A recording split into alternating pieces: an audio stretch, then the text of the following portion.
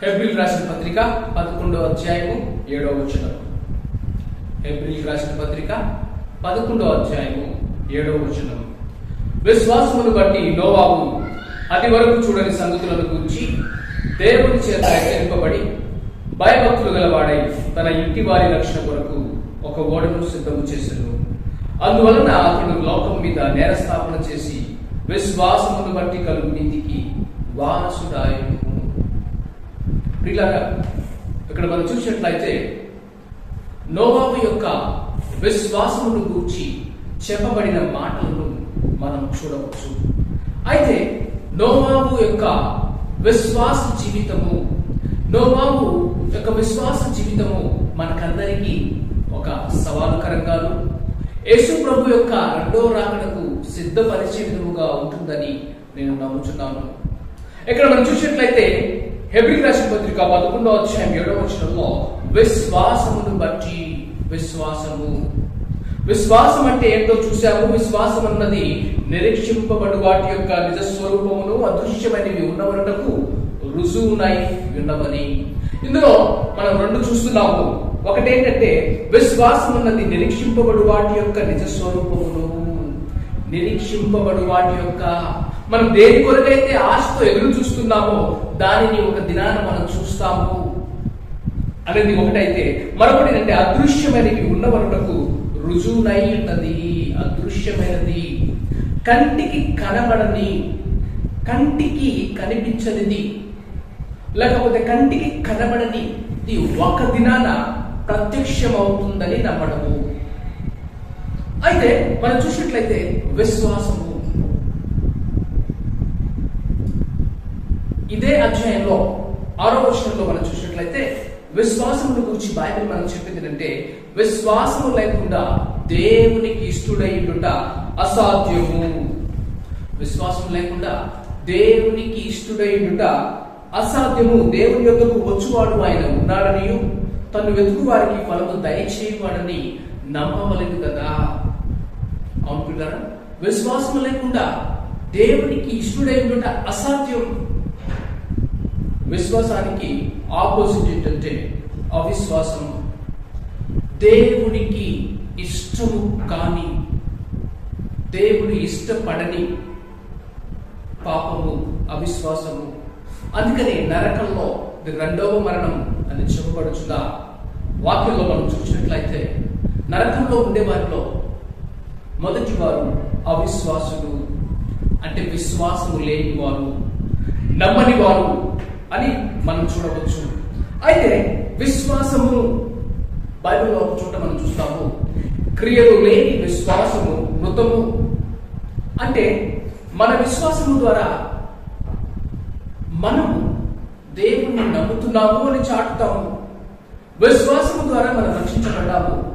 కానీ మనల్ని రక్షించేది మాత్రం కేవలం విశ్వాసం మాత్రము కాదు, క్రియలు కూడా. బైబిల్లో మనం చూసినట్లయితే మీరు విశ్వాసము ద్వారా కృప చేతనే రక్షింపబడి ఉన్నారు. మీరు విశ్వాసము ద్వారా కృప చేతనే రక్షింపబడి ఉన్నారు. ఇది మీ వల్ల కలిగింది కాదు, అది దేవుని యొక్క వరం. అంటే ఇది మీ వల్ల కలిగింది కాదు, దేవుని యొక్క వరం, దేవుని యొక్క బహుమానం. అయితే విశ్వాసము ద్వారా కృప చేత, కృప అర్హత లేని వారికి అర్హతను ఇవ్వడము. నువ్వు క్రియ జరిగించలేదు రక్షింపబడడానికి, కానీ నువ్వు రక్షణ పొందడానికి ఆల్రెడీ నీ కొరకు కృప రూపములో అర్హత లేని నీకు అర్హతనివ్వడానికి, అర్హత లేని నిన్ను అర్హురాలిగా చేయడానికి ఆయన చేశారు. ఆయన రక్షణ కార్యాన్ని ముగించారు. ఆయన రక్షణ ప్రణాళికను సిద్ధపరిచారు. రక్షణ ప్రణాళికను సిద్ధపరచడం మాత్రం కాదు, ఆ రక్షణను నెరవేర్చారు. నీవు నేను కృప ద్వారా రక్షణను లేకపోతే ఫ్రీగా పొందుకోవడానికి దేవుని వరము. అయితే క్రియలు, విశ్వాసంలో క్రియలు చాలా ప్రాముఖ్యమైనది. మన బైబిల్లో ఈ హెబ్రీయులకు రాసిన పత్రిక 11వ అధ్యాయంలో చూసినట్లయితే, ఈ 11వ అధ్యాయం విశ్వాస వీరుల పట్టికలో మనం చూసినట్లయితే ఒక్కొక్క విశ్వాస వీరుడు ఒక్కొక్కరు వారి యొక్క విశ్వాసమును క్రియ రూపంలో చాటారు. ఏగనక విశ్వాసమును బట్టి దేవునికి శ్రేష్టమైన బలిని అర్పించాడు. విశ్వాసంతోనే శ్రేష్టమైన బలిని హేబేలు అర్పించాడు. హానోకు దేవునితో నడిచాడు విశ్వాసమును బట్టి. అంత మాత్రం కాదు, అబ్రహాము ఇస్సాకును బలిగా అర్పించాడు విశ్వాసమును బట్టి. ఇలాగ మనం చూసినట్లయితే మోషేల గురించి అనేక మంది భక్తుల గురించి రాయబడింది. వారు క్రియ రూపంలో వారి యొక్క విశ్వాసమును ఏ విధముగా చాటారో. అయితే నోవాహు గురించి చెప్పబడిన మాట ఏంటంటే హెబ్రీయులకు రాసిన పత్రిక 11వ అధ్యాయము 7వ వచనం, విశ్వాసమును బట్టి నోవాహు ఏం చేశాడు? నోవాహు చేసిన క్రియలు మనం చూసినట్లయితే అది వరకు చూడని సంగతులను గురించి దేవుని చేత హెచ్చరింపబడి భయభక్తులు గలవాడై తన ఇంటి వారి రక్షణ కొరకు ఒక ఓడను సిద్ధము చేశాడు. అందువలన అతడు లోకం మీద నేరస్థాపన చేసి విశ్వాసమును బట్టి కలుగు నీతికి వారసుడయ్యాడు. నోవాహు యొక్క క్రియ ఏంటంటే ఓడను తయారు చేయడం. సరే, నోవాహు అంటే అర్థం ఏంటంటే నెమ్మది. నోవాహు అని అంటే అర్థం ఏంటంటే శాంతి.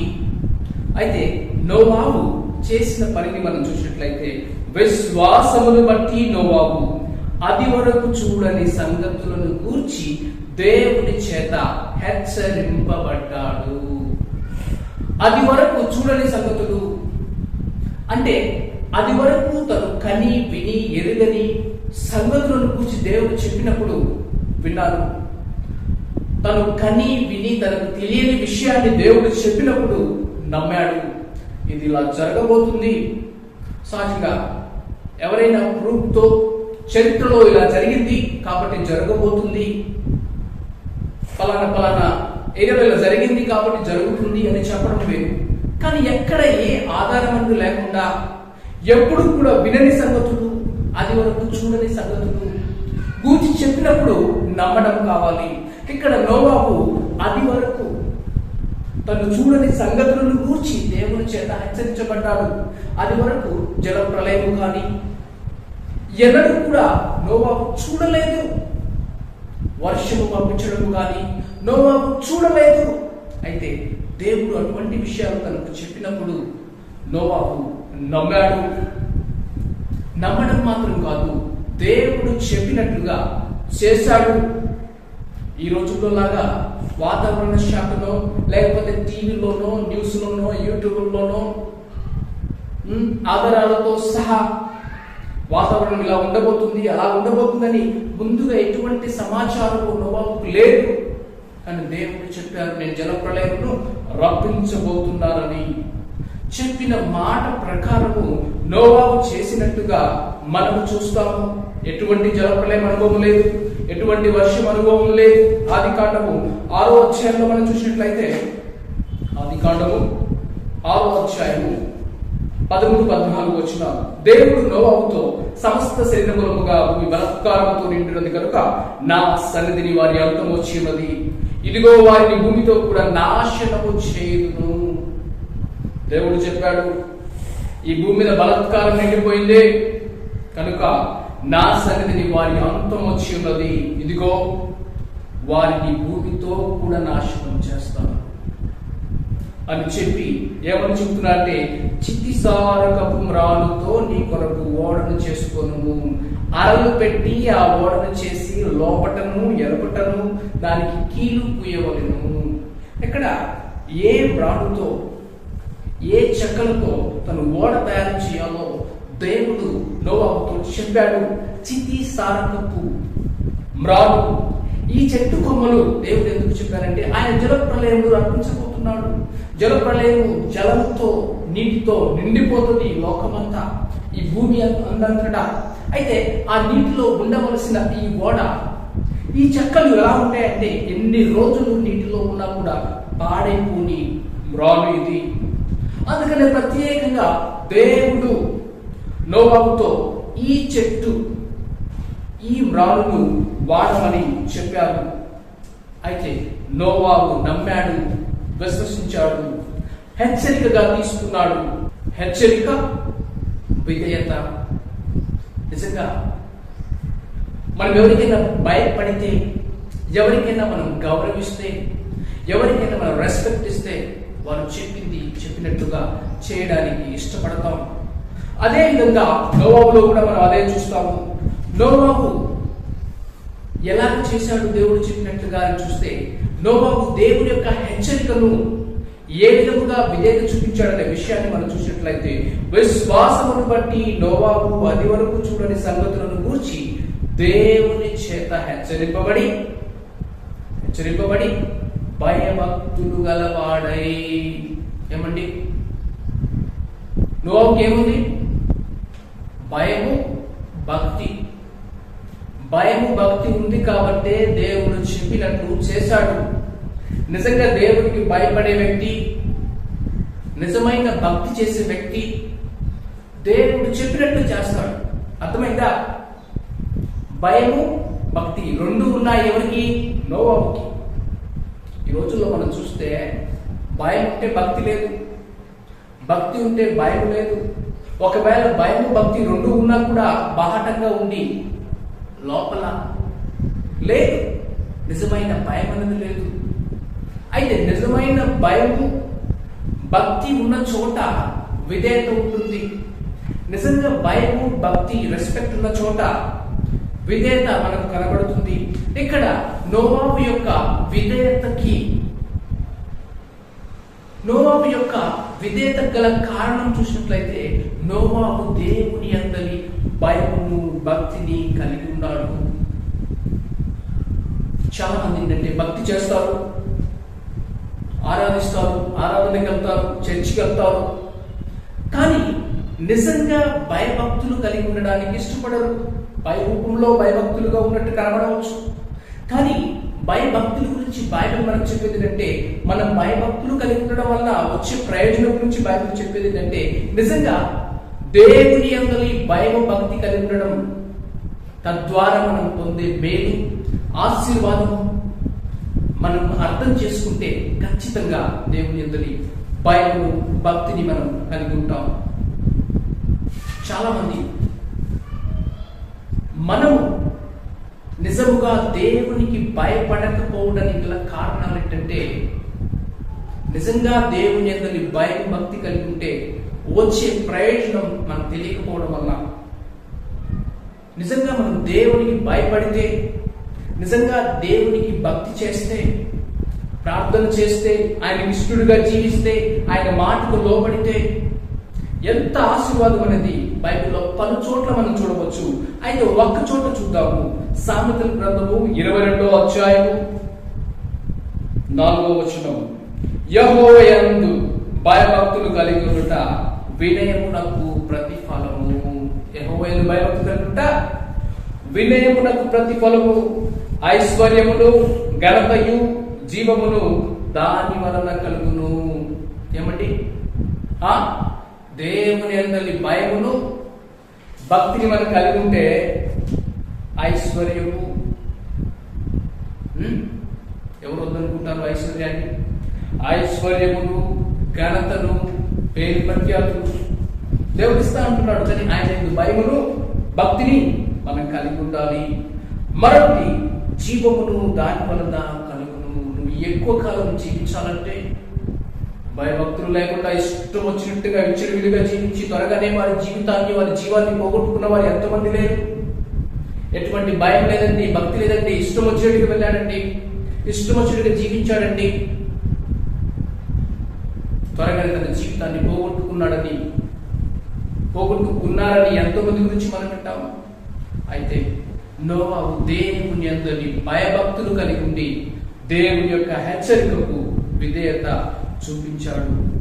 అయితే దేవుని హెచ్చరికకు లోబడిన నోవాహు, దేవుని అందరి భయమును భక్తిని కలిగి ఉన్న నోవాహు చేసిన పని ఏంటంటే, విశ్వాసమును బట్టి నోవాహు అది వరకు చూడని సంగతులను గురించి దేవుని చేత హెచ్చరింపబడి భయభక్తులు కలవాడై తన ఇంటి వారి రక్షణ కొరకు ఒక ఓడను సిద్ధము చేసెను. తన ఇంటి వారి రక్షణ కొరకు ఒక ఓడను సిద్ధము చేసెను. ఈ లోక రక్షణ కొరకు ఓడను సిద్ధం చేయవచ్చు, చాలా మంది కొరకు ఓడను సిద్ధం చేయవచ్చు. కానీ దేవునికి ప్రత్యేకమైన, దేవునికి ఇష్టమైనది ఏంటంటే కుటుంబం, తన ఇంటి వారు. ఇక్కడ మనం చూసినట్లయితే దేవుడు ఏర్పాటు చేసింది కుటుంబములుగా దేవుడు ఎన్నుకోవడాన్ని మనం చూస్తాం. అబ్రహాము కుటుంబంతో పిలిచాడు, నోవాహును కుటుంబంతో దేవుడు పిలిచాడు. అయితే ఇక్కడ మనం చూసిన తన ఇంటి వారి రక్షణ కొరకు ఓడను సిద్ధము చేసెను. నోవాహు ఈ ఓడను సిద్ధం చేయడానికి, వారి రక్షణ కొరకు ఈ ఓడను సిద్ధం చేయడానికి ఎంత కాలం పట్టిందనేది చూసినట్లయితే దాదాపు 100 నుంచి 120 సంవత్సరాలు పట్టిందండి. ఈ ప్రపంచంలో ఒక గొప్ప విశ్వాసపు క్రియ ఎప్పుడు ఆరంభమైంది తెలుసా? విశ్వాసపు క్రియ రూపంలో నోవాహు ఆ ఓడను తయారు చేయడానికి ఒక చెట్టు కొమ్మను కొట్టేటప్పుడు, గొడ్డలి పెట్టి చెట్టును నరికేటప్పుడు విశ్వాసం. ఎందుకు చేస్తున్నావు ఈ పని నువ్వు చేయడానికి గల కారణం ఏంటి? దేవుడు నాకు చెప్పాడు, జలప్రలయాన్ని పంపిస్తానని చెప్పాడు, ఆయన పంపిస్తాడు. తప్పించుకోవడం కోసము ఈ ఓడ చేయమన్నారు, నేను చేస్తున్నాను. ఎందుకు చేస్తున్నామండి భక్తి? ఎందుకు చేస్తున్నావు ప్రార్థన? యేసుప్రభుడు ఎందుకు నమ్ముకున్నావు? ఎందుకు చర్చకెళ్తున్నావు? ఎందుకు ఆరాధిస్తున్నావు? యేసుప్రభు చెప్పారు, ఆయన వస్తారు, ఆయన నమ్ముకుంటే నిత్య జీవం ఉంది, ఆయన నమ్ముకుంటే రక్షణ ఉంది, ఆయన నమ్ముకుంటే పరలోకం ఉంది అని నమ్ముతున్నాను, అందుకే చేస్తున్నాను. అవునండి, విశ్వాసపు క్రియ. సహజంగా ఎవరైనా పని చేయడం ప్రారంభించి కొంతకాలం పనిచేసిన తర్వాత, కొన్ని సంవత్సరాలు పనిచేసిన తర్వాత ఆ పనిలో ఎటువంటి మార్పులో చేర్పులో, లేకపోతే ఆ పనిలో ఎటువంటి ఏదన్నా ముందుకు సాగుతున్నానని తెలియకపోతే ఆ పనిని ఆపేస్తారు. సూచనలు ఏం కనబడకపోతే ఆపేస్తారు. చాలా మంది భక్తి చేస్తారు, కొంతకాలం చేసిన తర్వాత ఆపేస్తారు. చాలాసార్లు విశ్వాసులు, దేవుని బిడ్డలమైన మన జీవితంలో కూడా ఎవరో ఒకరి రక్షణ కొరకు, మన కుటుంబకుల రక్షణ కొరకు, మన బంధుమిత్రుల రక్షణ కొరకు, లేకపోతే మనం తెలిసిన వారి రక్షణ కొరకు ప్రార్థన చేస్తాం. కొన్ని సంవత్సరాలు చేసిన తర్వాత వారు మారకపోతే వదిలేస్తాం. జరగదండి, ఇన్ని రోజులు చేశాను, ఇంత సంవత్సరాలు చేశాను, కానీ ఉపయోగము లేదు. చాలా మంది మరి భక్తి మానేస్తారు తెలుసా? కొన్ని సంవత్సరాలు భక్తి చేసిన తర్వాత మానేస్తారు. ఎంతో మంది జీవితంలో మనం చూడవచ్చు. సండే స్కూల్కి వెళ్ళేటప్పుడు, నేను స్కూల్ పిల్లాడిగా ఉన్నప్పుడు చాలా మంచిగా భక్తి చేసేవాడిని అండి, బాగా ప్రార్థన చేసేవాడిని. కానీ కాలేజీకి వచ్చేసరికి భక్తి పోయింది. కొంతమంది సాక్ష్యం ఏంటంటే, నేను యవనస్తుడిగా ఉన్నప్పుడు, కాలేజీ కుర్రాడిగా ఉన్నప్పుడు మంచిగా ప్రార్థన చేసేవాడిని, భక్తిపరుడుగా ఉండేవాడిని. కానీ జాబ్ వచ్చిన తర్వాత ఆ భక్తి పోయింది. కొంతమందికి ఏంటంటే పెళ్ళయ్యేంత వరకు భక్తి, పెళ్ళైన తర్వాత ఆ భక్తి పోయింది. అంటే కొన్ని సంవత్సరాలు చేసిన తర్వాత ఆ భక్తి నుంచి తొలగిపోవడం, భక్తి నుంచి వైదొలిగిపోవడం. కారణం ఏంటంటే నిరాశ. కారణం ఏంటంటే ఎటువంటి ఫలము కనబడకుండా, పర్లేదు ఏదో చేస్తున్నాను, భక్తి చేస్తున్నాను, ప్రార్థన చేస్తున్నాను, నాకేం ఉపయోగం కనబడలేదు. అయితే నోవాహు ఈ పనిలో, ఓడ తయారు చేసే పనిలో, రక్షణ సిద్ధపరిచే పనిలో దాదాపు 120 సంవత్సరాలు ఓపికతో దేవుడు చెప్పిన పనిని చేస్తూ ఉన్నాడు. మన జీవితంలో కూడా ఎటువంటి ప్రోగ్రెస్ కనబడనప్పటికీ కూడా మనము ఓపికతో మనకు దేవుడిచ్చిన పనిని చేస్తూ ముందుకెళ్ళాలి. పిల్లరా, నోవాహు ఓడను సిద్ధం చేసింది, ఓడను తయారు చేసింది ఏదో సముద్రం పక్కన కాదు. ఏదో సముద్రం పక్కన అంటే పెద్ద ఓడ చేస్తే దేవుడు ఒక ప్రళయాన్ని పంపిస్తే ఆ సముద్రంలో ఆ ఓడ అలా తేలిపోతుంది అని అనుకోవడానికి. కానీ సముద్రం పక్కన కాదు, లేకపోతే ఆ ఓడ మునిగిపోకుండా దేవుడు బ్రేక్ పెట్టమనండి, ఆగిపోతుంది. బ్రేకులు లేదండి ఓడకి. కానీ విశ్వాసం బ్రేకులు లేకపోయినా కూడా ఓడ మునిగిపోకుండా సాగుతుంది. ఓడపై తెరచాప లేకుండా కూడా ఓడ ముందుకు సాగుతుంది. కారణం, ఓడపై తెరచాప లేకుండా కూడా ఓడ మునిగిపోకుండా వెళ్తుంది అనడానికి విశ్వాసం. నోవాహు ఎంతో సహించాడండి. నోవాహు జీవితము, నోవాహు విశ్వాసం జీవితం మనకు నేర్పించే పాఠం ఏంటంటే నోవాహు ఎంతో సహించాడు, నోవాహు ఎంతో భరించాడు. ఆ జంతువుల విషయమే చూస్తే తన కుటుంబం మాత్రం కాదు, 2 జంతువులను దేవుడు తీసుకురామని చెప్పినప్పుడు వాటి ఆహారం సిద్ధపరిచి ఉంటాడు. వాటికి కావలసిన దుడ్లు, వారికి కావాల్సిన ఆహారం విషయమై ఎంత సహించి ఉంటాడో. అదేదో మనం అనుకోవచ్చు, ఒక చిన్న కుటుంబాన్ని మనం పోషించడానికి ఒక వారం రోజులు కావాల్సిన కూరగాయలు తీసుకురావడానికి లేకపోతే వస్తువులు తీసుకురావడానికి ఎంతో ఆలోచిస్తాం. ఒక నెల రోజులు కావాలంటే ఒక ప్లాన్, నెల రోజులకి ఇంత ఖర్చు అవుతుంది, ఇది ఇది ఇది కావాలని. కానీ నోవాహు దాదాపు 1 సంవత్సరం పాటు ఉన్నాడు. మనుషులు, కుటుంబం మాత్రమే కాదండి, జంతువులు దేవుడు తనకు చెప్పిన పని చేసేటప్పుడు ఎంత ఓపికతో, ఎంత సహనంతో వాటికి కావలసినవన్నీ సిద్ధపరిచాడో మనం చూస్తాం. బహుశా తను చేసే పనిని ఎవరు మెచ్చుకున్నారా? మెచ్చుకొని ఉంటారా? జనాలు ఎగతాళి చేసి ఉంటారు. కొంతమంది అయితే ఏంటి నోవాహు పిచ్చోటిలో ఉన్నావే, ఇంత ప్రయాస అవసరమా, ఇంత కష్టపడడం అవసరమా, అసలు ఇది జరిగే పనేనా, ఈ ఓడ నీటిపై తేలుతుందా, అంత పెద్ద ఓడ ఊహించడానికి కూడా లేదండి. కానీ దేవుడు చెప్పారు, చెప్పినట్లుగా నోవాహు చేశాడు అని బైబిల్ మనకు స్పష్టంగా తెలియజేస్తుంది. ఆదికాండము 6:22 నోవాహు అట్లు చేసెను, దేవుడు అతనికి ఆజ్ఞాపించిన ప్రకారము యావత్తు చేసెను.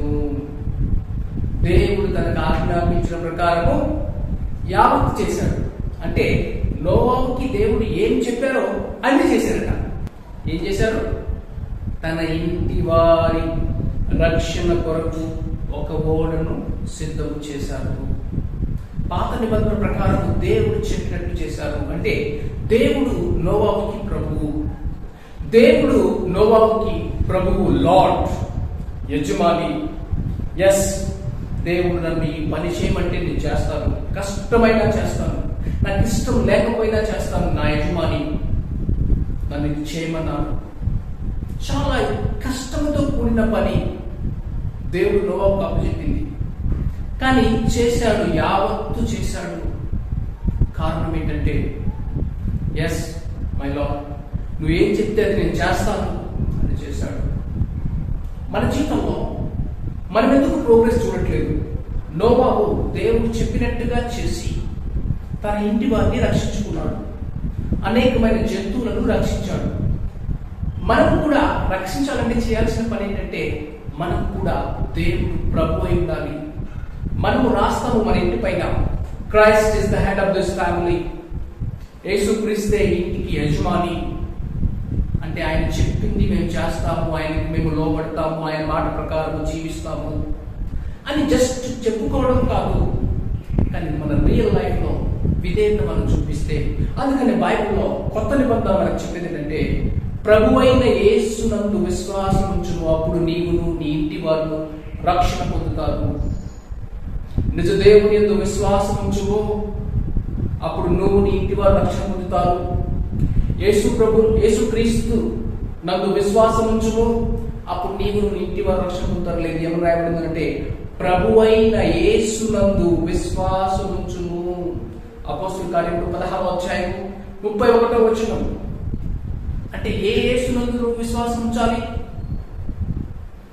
ప్రభు అయిన యేసు, ది లార్డ్, యజమానుడైన యేసు, సృష్టికర్త అయిన యేసు, ఆయన యందు విశ్వాసం ఉంచితే, నీకు ఆయన ప్రభువుగా ఉంటే, నీవు ఆయనకు లోబడే వ్యక్తిగా, విధేయత చూపించే వ్యక్తిగా ఉంటే, ఆ విశ్వాసం అప్పుడు నీ ఇంటి వారికి రక్షణ అనేది దొరుకుతుంది.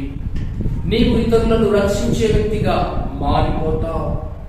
ఓడ యేసుక్రీస్తుకు సాదృశ్యం. సంఘానికి వచ్చే ప్రతి తల్లి బాధ్యత ఓడను సిద్ధం చేయడం. సంఘానికి వచ్చే ప్రతి తండ్రి బాధ్యత ఓడను సిద్ధం చేయడం.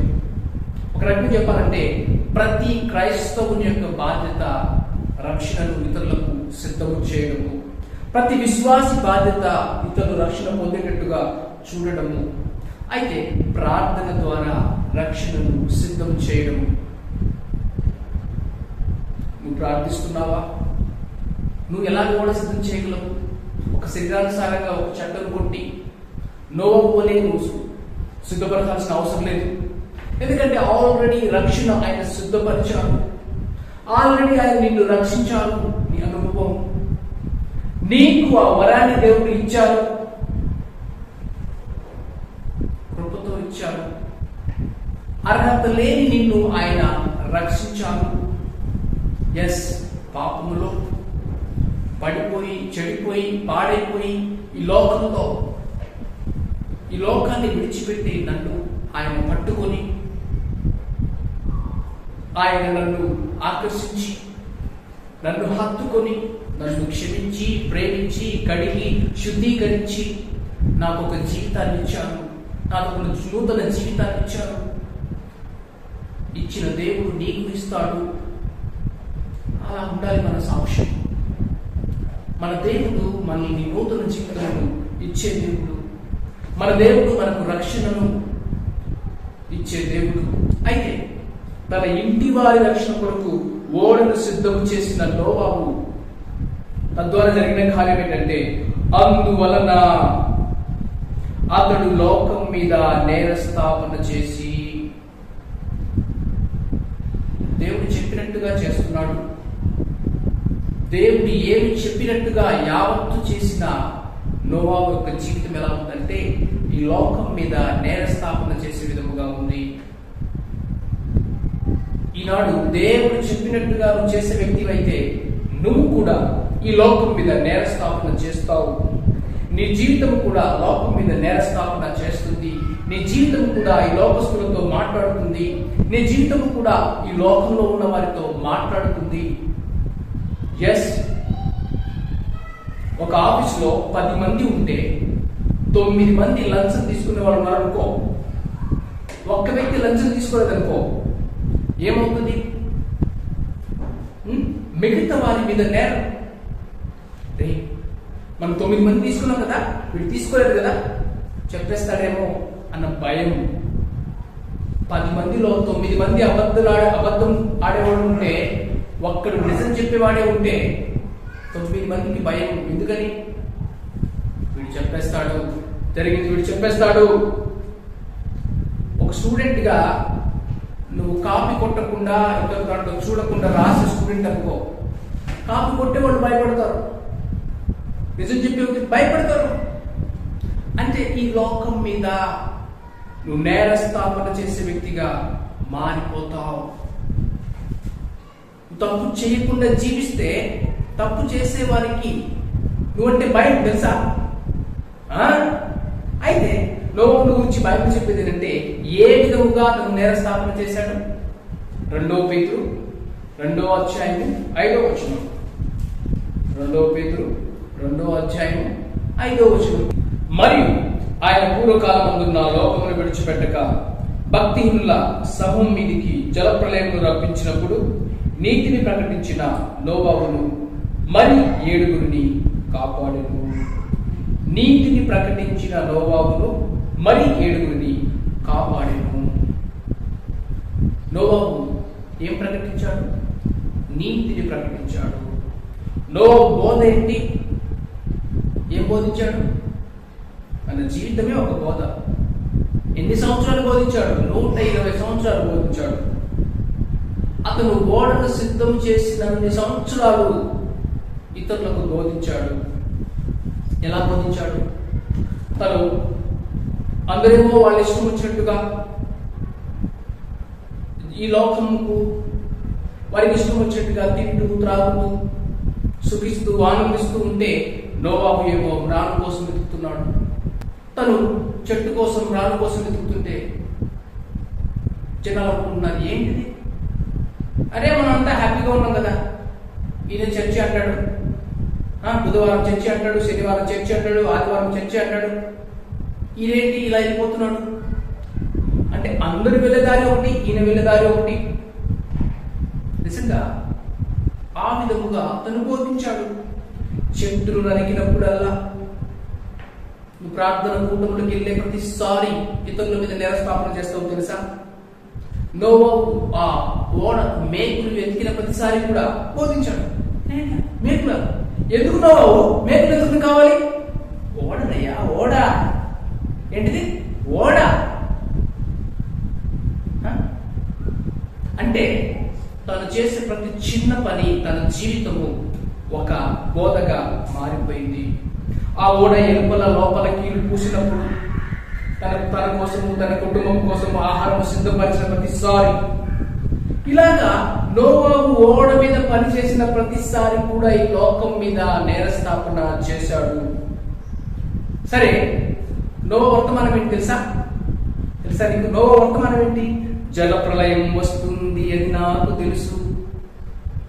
జలప్రళయం వస్తుంది నాకు తెలుసు. దేవుని న్యాయ తీర్పు వస్తుంది అది నాకు తెలుసు. కాబట్టి మారు మనసు పొందండి. దేవుడు జలప్రళయాన్ని పంపిస్తానన్నారు, ఈ భూమిని నాశనం చేస్తున్నారు. కాబట్టి పశ్చాత్తాపడండి, నా మాట నమ్మండి, ఈ ఓడలో ప్రవేశించండి. ఇది శుభవార్త, ఇది సువార్త. మనం కూడా అదే చేయాలి. ఈనాడు మనం చేసేది కూడా అదే. యేసు ప్రభు రెండో రాకడ వస్తుంది, ఈ లోకం మీదకి నాశనం వస్తుంది, ఈ మన కంటి కనిపించే ఈ భూమి ఆకాశములన్నీ కాలిపోతాయి, అగ్ని చేత కాల్చబడతాయి. ఆయన వస్తాడు, తీర్పు తీరుస్తాడు. రక్షించబడాలంటే ఈ ఓడ, రక్షించబడాలంటే యేసుక్రీస్తునందు విశ్వాసం ఉంచాలి. రక్షింపబడాలంటే యేసుక్రీస్తు రక్తంతో మీ పాపములు కడగబడాలి. ఈ రోజు బోధ కూడా అదే. శిక్ష నుంచి నువ్వు తప్పించబడాలంటే క్రీస్తు అయిన ఓడను నువ్వు, క్రీస్తు అనే ఓడలో నువ్వు ఉండాలి. ఆ ఓడలో ఉన్న వారికి ఎలాగైతే సేఫ్టీయో, యేసుక్రీస్తునందు ఉన్న వారికి ఏ శిక్ష విధియు లేదు. అవును పిల్లరా, నోవా ఎవరి కొరకు జీవించాడు? దేవుని కొరకు జీవించాడు. దేవుని కొరకు కాక మన కొరకు మనం జీవిస్తున్నంత కాలము నాశనం వైపుకి మనం నడిపించబడతాం. అయితే దేవుని యొక్క ఉద్దేశము మానవులందరి పట్ల ఏంటంటే తన వలె. ఎందుకంటే దేవుడు మనల్ని ఎలా చేసుకున్నారు? తన పోలికలో, తన రూపంలో చేసుకున్నారు. మనం పరిశుద్ధులుగాను, నిష్కలంకులుగాను, నిందారహితులుగా ఉండడానికి దేవుడు చేసుకున్నాడు. కానీ మనిషి ఏమయ్యాడు? దేవుడు ఆశించినట్టుగా ఆయన ఎదుట పరిశుద్ధులుగాను, నిందారహితులుగా ఉండవలసిన మనిషి పాపిగా మారిపోయాడు. అయితే పరిశుద్ధుడైన దేవుడు పాపిని చూస్తూ ఉండే దేవుడు కాదు. పరిశుద్ధుడైన దేవుడు పాపిని చూస్తూ ఊరుకోడు. అందుకనే ఆ రోజుల్లో సదోమ గొమొర నాశనం చేశాడు. ఆ నాశనం నుండి తప్పించడానికి దేవుడు పాపం అనవచ్చు జీతము మరణము, పాపము నశింపజేస్తుంది. ఆ నాశనం నుండి తప్పించడానికి, నశించిన దాన్ని వెతికి రక్షించడానికి మనిషి కుమారుడు లోకానికి వచ్చారు. యేసుప్రభు ఈ లోకానికి వచ్చింది ఏంటంటే ఆ నాశనము చేసి పాడు చేసే ఆ పాపము నుండి తప్పించడానికి, ఆ పాపము నుండి రక్షించడానికి. అందుకని ఆయన పాపమును భరించారు. మానవులమైన మనం భరించాల్సిన పాపమును ఆయన భరించారు. మన శాపమును ఆయన సహించారు. అందుకని బైబిల్ చెప్పింది ఏంటంటే దేవుడు లోకమును ఎంతో ప్రేమించెను కాగా తన అద్వితీయ కుమారునిగా పుట్టిన వారిని విశ్వాసం ఉంచు ప్రతి వాడు నశింపక నిత్య జీవం పొందినట్లు ఆయనను మనకు అనుగ్రహించెను. దేవుడు లోకమును ఎంతో ప్రేమించాడు కాగా తన అద్వితీయ కుమారుని విశ్వాసం ఉంచు ప్రతి వాడు నశింపక. యేసు ప్రభువునందు విశ్వాసం ఉంచు వాడు నశించుకోరు. నశించుకోకుండా ఉంటారు, నిత్య జీవము నిత్యము ఉంటారు అని బైబిల్ సెలవిస్తా ఉంది. సరే, ఈ బోధను నోవాహు ఎంతకాలం చేశాడు? 120 సంవత్సరాలు. ఆ రోజుల్లో ప్రజలకి 120 సంవత్సరాలు తరుణం ఇవ్వబడింది మారు మనసు పొందడానికి, ఓడలో ప్రవేశించడానికి. నీకెంతకాలం సమయం ఉంటుందో నాకు తెలియదు.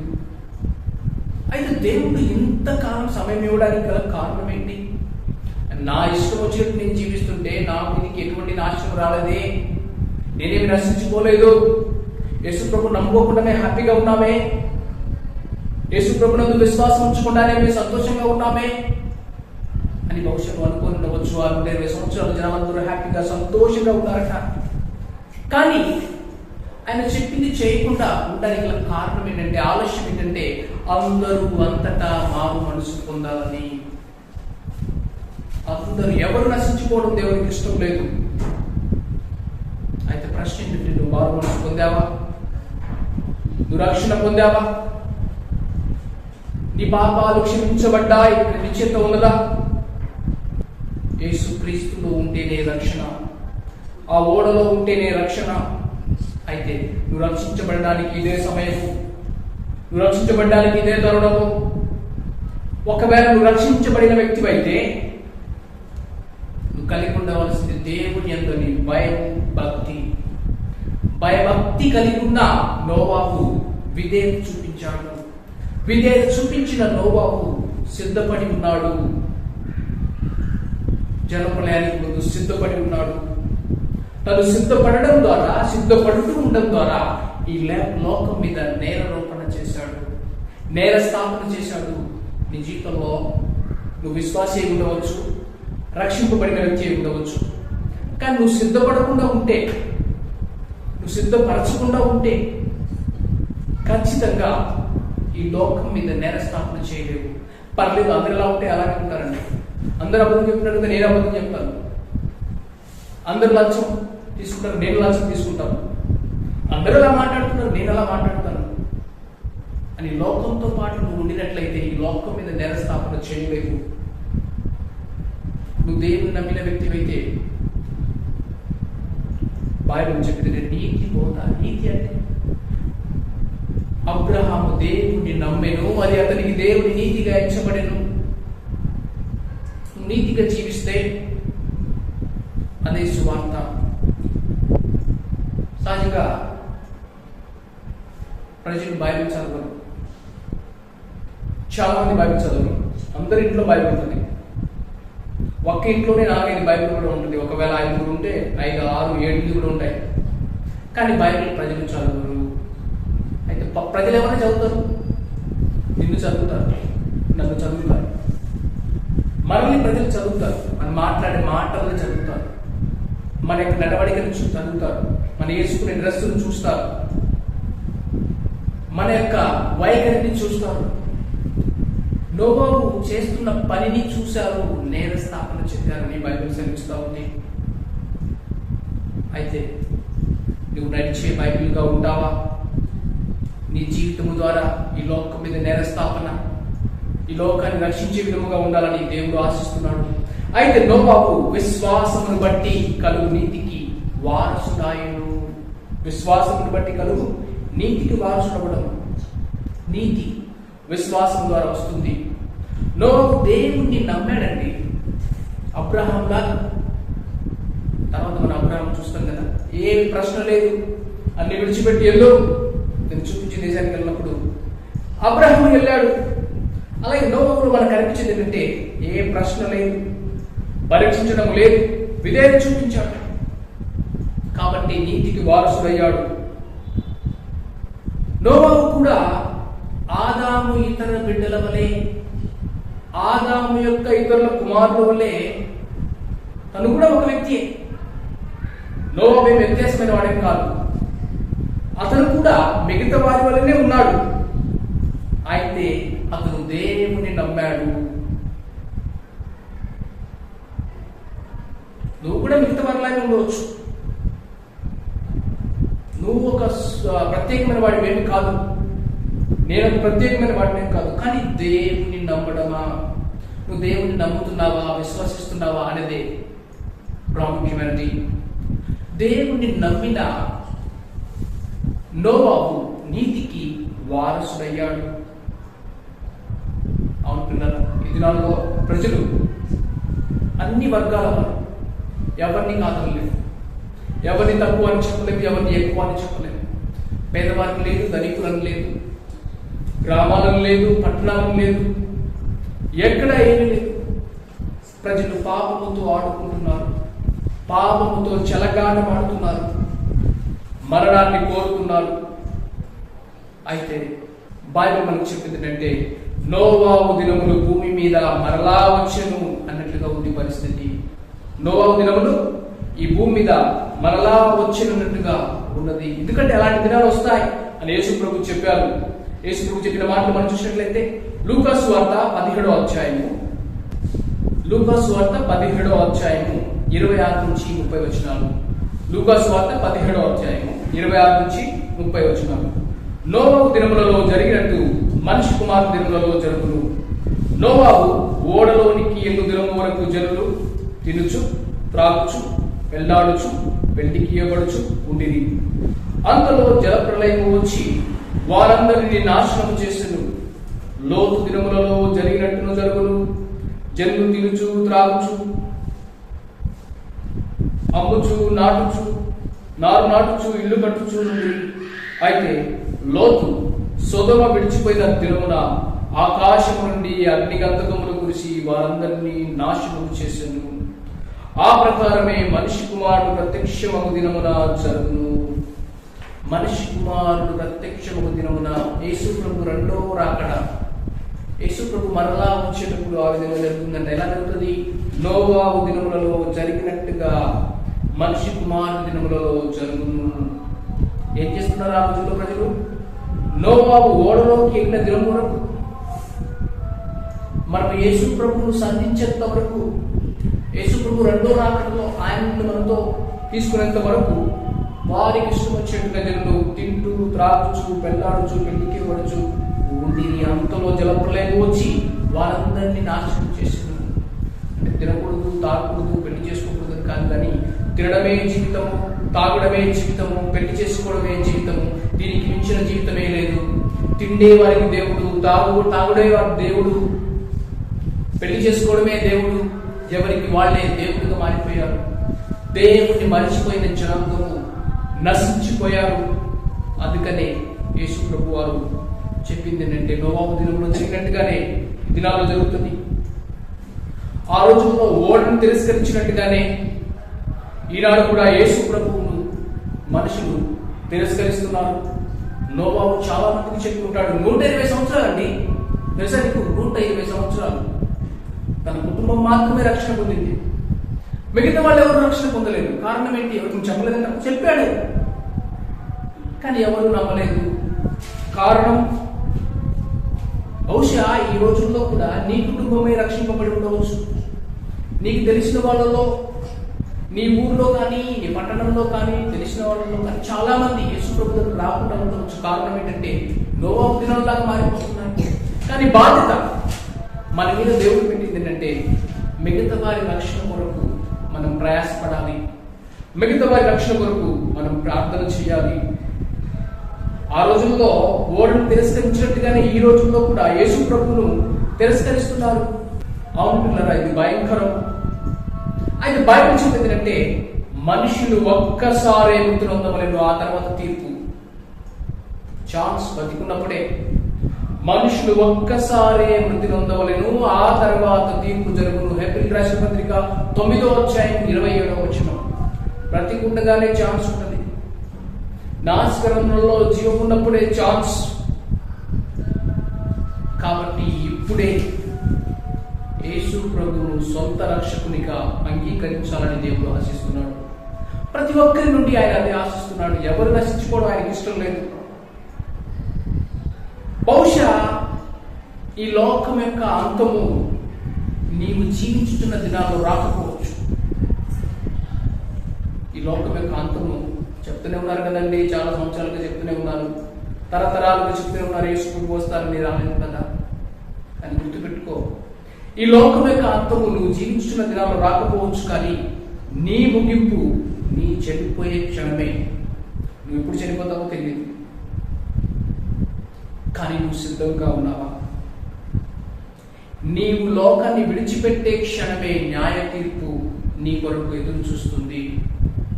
నీవు ఈ లోకాన్ని విడిచిపెట్టిన క్షణమే. అయితే నువ్వు సిద్ధంగా ఉన్నావా? యేసు ప్రభు చెప్పారు, చరిత్రలో జరిగింది మరలా జరుగును, నోవాహు దినములలో జరిగింది మరలా జరుగును, అనేక సంవత్సరాల క్రితం జరిగింది మరలా జరుగుతుంది. అది శతాబ్దంలోనే జరగవచ్చు, ఈ దశాబ్దంలోనే జరగవచ్చు.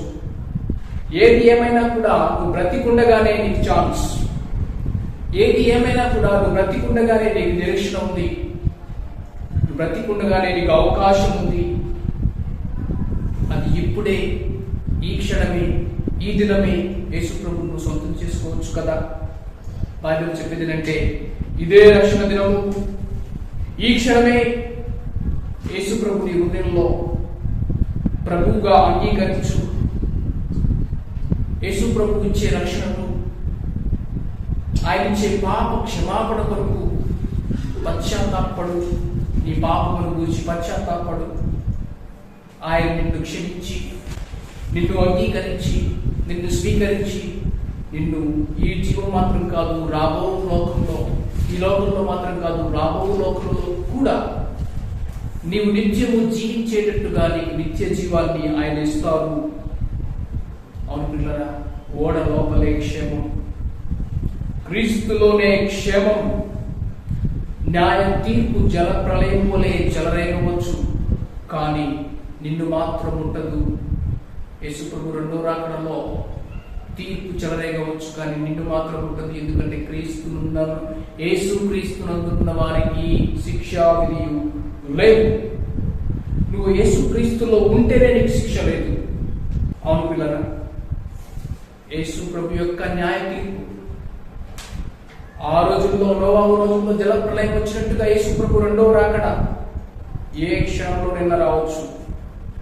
ఈ రోజే రావచ్చు, ఈ రాత్రి రావచ్చు, ఎప్పుడైనా రావచ్చు. కానీ నువ్వు సిద్ధంగా ఉన్నావా? బైబిల్ మనకు చెప్పింది ఏంటంటే మనం ఏది చూపు వలన కాక విశ్వాసం వలన నడుచుకోవాలని. నోవాహు విశ్వాసంతో నడుచుకున్నాడు. వేలి చూపు కాదు, మనుషులకు భయపడి కాదు. మనుషులు ఉన్నప్పుడు ఒక రకంగా, మనుషులు లేనప్పుడు ఇంకో రకంగా కాదు. మనుషులు చూస్తున్నప్పుడు ఒక రకంగా, మనుషులు చూడనప్పుడు ఒక రకంగా కాదు. విశ్వాసము, దేవుడు నన్ను చూస్తున్నాడు అనే బైబిల్ భక్తిని కలిగి మనం ఉండాలని దేవుడు మన నుండి ఆశిస్తున్నారు. ఒక చిన్న స్టోరీ చెప్పి ముగిస్తాను. ప్రియులారా, ఒక దొంగ ఉన్నాడు.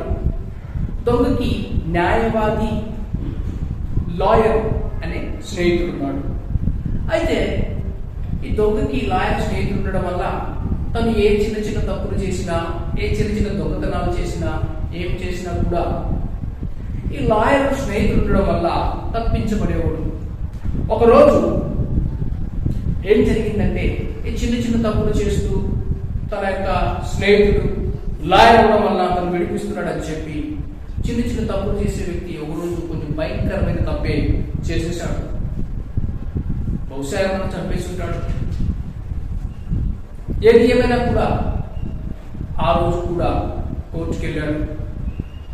తను పోలీసులు పట్టుకెళ్తే ఈ దొంగకి లాయర్ స్నేహితుడు ఉన్నాడు కదా, ఆ లాయర్ స్నేహితుడు జడ్జి సీట్లో ఉన్నాడు.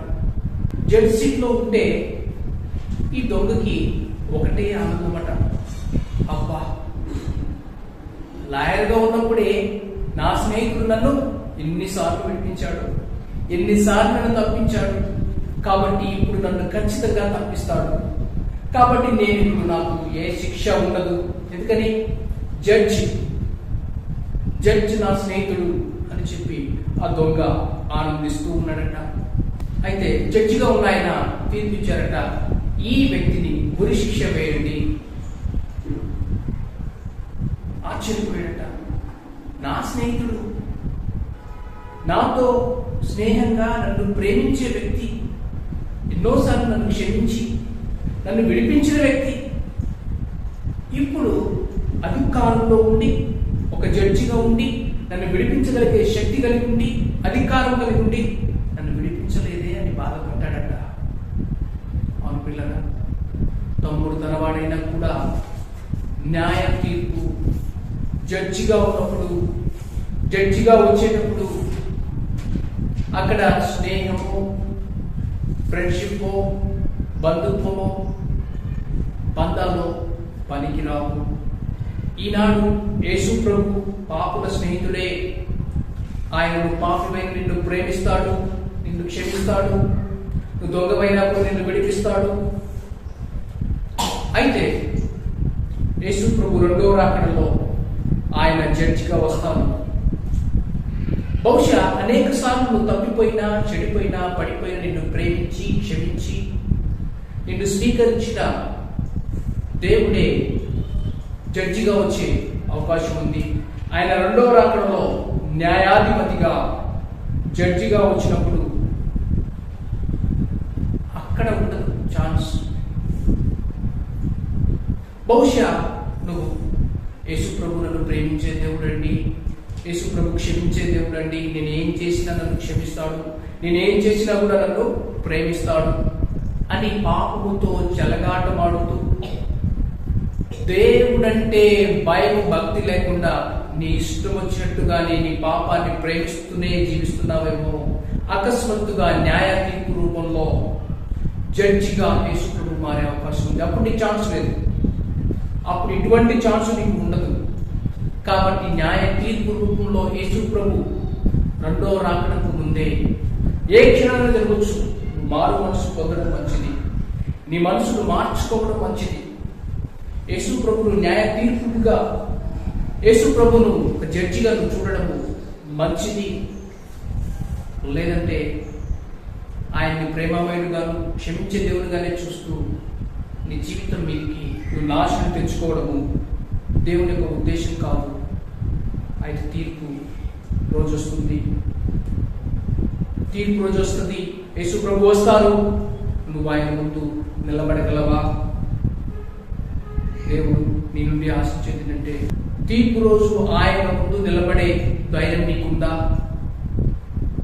ఒకవేళ న్యాయ తీర్పు రోజు యేసు ప్రభు రెండో రాకడలో మనిషి కుమారుడు ప్రత్యక్షమైనప్పుడు ఆయన ముందు నిలబడే ధైర్యం నీకు లేకపోతే నిన్ను పరీక్షించుకోవాలి, నిన్ను నువ్వు పరిశీలించుకోవాలి.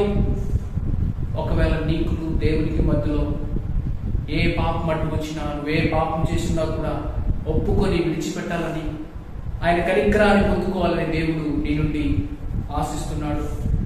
మన పాపం మనం ఒప్పుకున్నాడని ఆయన నమ్మదగిన వాడు, నీతిమంతుడు. ఆయన మనల్ని కడుగుతారు, శుద్ధీకరిస్తారు, పరిశుద్ధపరుస్తారు. అయితే నువ్వు పరిశుద్ధపరుచుకున్నావా? నిన్ను కడుక్కున్నావా? ఆయన రాకడలో నువ్వు ఎత్తబడే వ్యక్తిగా, సిద్ధపడిన వ్యక్తిగా ఉన్నావా? ఒకవేళ లేకపోతే ఇదే తరుణము, ఇదే క్షణము నిన్ను నువ్వు పరీక్షించుకోవడానికి, నిన్ను పరిశీలించుకోవడానికి, నీ పాపము ఒప్పుకోవడానికి, నిన్ను దిద్దుకోవడానికి సమయాన్ని పోగొట్టుకోనివద్దు, సమయాన్ని పోగొట్టుకోవద్దు.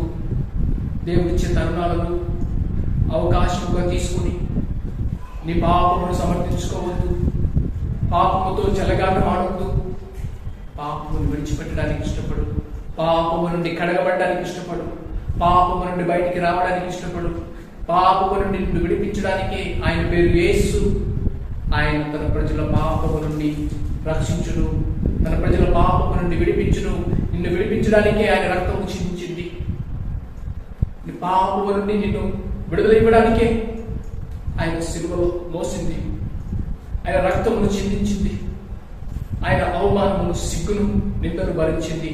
నిన్ను రక్షించడానికి, నిన్ను శిక్షించడానికి కాదు. అయితే ఆయన ఇచ్చే అవకాశాన్ని నువ్వు వాడుకోలేదంటే శిక్షను తప్పించుకోలేవు. కాబట్టి ఈనాడు దేవుడు మన నుండి ఆశించేది ఏంటంటే మనం నోవాహు వలె భయభక్తులు కలిగి ఉండి దేవుని ఎదుట నిలబడేవారుగా, ఆయన రాకడలో ఎత్తబడేవారుగా ఉండాలని ప్రభు ఆశిస్తున్నారు.